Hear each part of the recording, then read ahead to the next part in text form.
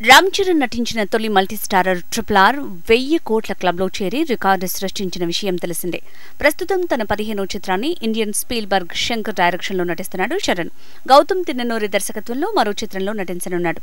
ప్రశాంత్ నీల్ డైరెక్షన్లో KGF మల్టీవర్స్లో నటించబోతున్నాడని talk. Recent గా విక్రమ్ చిత్రంతో హ్యాట్రిక్ బ్లాక్ బస్టర్స్ అందించిన డైరెక్టర్ గా నిలిచాడు లోకేష్ కనకరాజ్. విక్రమ్ చిత్రంలోని కమల్ హాసన్ కి మనవడుగా విక్రమ్ మల్టీవర్స్ లో రామ్ చరణ్ నటించనున్నాడు అనే న్యూస్ నెట్టింటా వైరల్ అవుతోంది. ఈ వార్తలో నిజమెంతుందో తెలియదు కానీ ఇవన్నీ చరణ్ ఫ్యాన్స్ కి తీపి వార్తలే. వీటికి తోడు కొత్తగా మరొక టాక్ వినిపిస్తోంది.